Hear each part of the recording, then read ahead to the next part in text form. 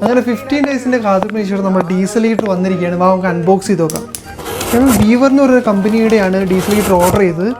ശരിക്കും വെബാസ്റ്റോയും എസ്പർ എന്ന് പറഞ്ഞ 2 കമ്പനി, ഇവരാണ് ഈ ഡീസൽ ഹീറ്ററിൻ്റെ അതിനകത്ത് അടിപൊളി. പക്ഷേ ഭയങ്കര എക്സ്പെൻസീവ് ആണ്. 1700 1500 അങ്ങനെ ഭയങ്കര പൈസയാണ്. പക്ഷെ അതിനുള്ള ക്വാളിറ്റി ഇല്ലയെന്നാണ് പറയപ്പെടുന്നത്. ഇത് അതിൻ്റെ ഡീസൽ ടാങ്കാണ്.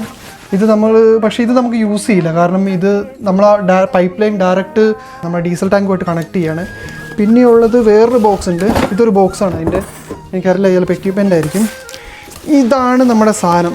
ഇത് അതിൻ്റെ നമ്മുടെ മോണിറ്റർ, ഇത് വണ്ടിയിൽ ഫിറ്റ് ചെയ്യാനുള്ള മോണിറ്ററും, ഇത് നമ്മളെ കീ ആണ്. നമുക്ക് പുറത്തുനിന്ന് സ്റ്റാർട്ട് ചെയ്യാനും ഫങ്ഷൻസ് കൺട്രോൾ ചെയ്യാനുള്ള കീസാണ്.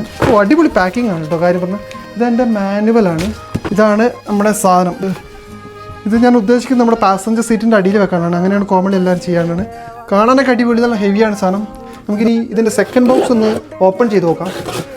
ഇത് എയർ പുറത്തേക്ക് വിടുന്ന, ഹീറ്റഡ് എയർ പുറത്തേക്ക് പോകുന്നതിനുള്ളൊരു പൈപ്പാണ്. ഇത് സോക്കറ്റാണ്. ഇത് ബാക്കി കാര്യങ്ങളാണ്, അതിൻ്റെ ഫിൽറ്ററും പിന്നെ ക്ലാമ്പും കാര്യങ്ങളൊക്കെയാണ്. ഇത് പവർ കൊടുക്കാനുള്ള കേബിൾസ്, ഇത് എയർ ഇൻടേക്കിനുള്ള പൈപ്പ്, ഇത് എയർ പുറത്തേക്ക് പോകുന്ന പൈപ്പ്. ഇതെന്തൊക്കെ എന്താണെന്ന് എനിക്ക് മനസ്സിലായില്ല, എന്തെങ്കിലുമൊക്കെ ആയിരിക്കും. ഈ പൈപ്പ് നമ്മുടെ ഡീസൽ ടാങ്കിൽ കണക്ട് ചെയ്യുന്നതാണ്. ഇതിൽ നിന്നാണ് ശരിക്കും നമ്മൾ ഡീസൽ ഇൻടേക്ക് ചെയ്യുന്നത്. ഇതും വേറൊരു സോക്കറ്റാണ്.